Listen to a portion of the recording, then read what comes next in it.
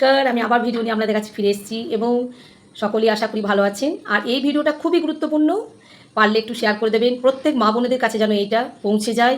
এবং এটা নতুন আপডেট, 4 তারিখের পর থেকে মা বোনেরা কিন্তু মাথা উঁচু করে এরপর রাস্তায় চলবে এবং কোনো ভয়, তাদের সংশয় কিন্তু আর থাকবে না। আর এটাও সরকার বলে দিয়েছেন যে এখন আর মেয়েদিকে ওই পড়ে পড়ে মার খেতে হবে না। আগের মেয়েরা মানে পশ্চিমবঙ্গে মেয়েদের বা মা বোনদের সত্যি অনেক অত্যাচার তারা বা অনেক কষ্ট তারা সহ্য করেছেন এবং অনেক ধর্ষণ হয়েছে, অনেক নির্যাতিত হয়েছে। সেইগুলো কিন্তু এবার থেকে বন্ধ এবং কি বলবো, সবাই মাথা উঁচু করে মা বোনেরা বাঁচতে পারবেন এবং ভালোভাবে বাঁচতে পারবেন নিজের সম্মান নিয়ে।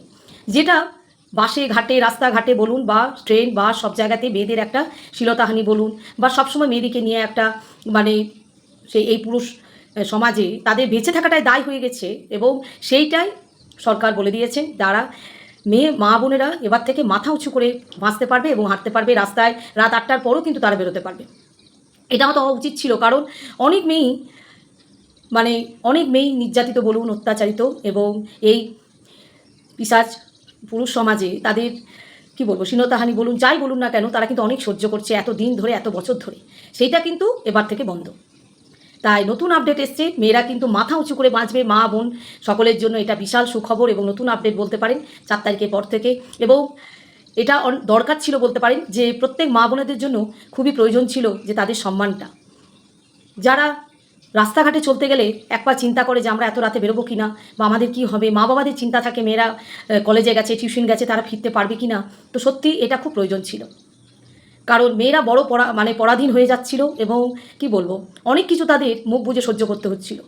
কেন করবে বলুন তো, কেন করবে? মেয়েরাও তো মানুষ, তাদেরও জীবন বলে কিছু আছে। তারাও সবসময় বাইরে ঘুরতে চায়, বেড়াতে চায়, তাদের স্বাধীনভাবে তাদের ঘোরাটা অধিকার আছে। কিন্তু এই পুরুষ শাসিত সমাজে কিন্তু সেটা সম্ভব হতো না এবং সেটা এবার থেকে শুরু হচ্ছে। তো সত্যি এটা খুব দরকার ছিল এবং খুব প্রয়োজন ছিল যে মা বোনেরা মাথা উঁচু করে যাতে হাঁটতে পারে।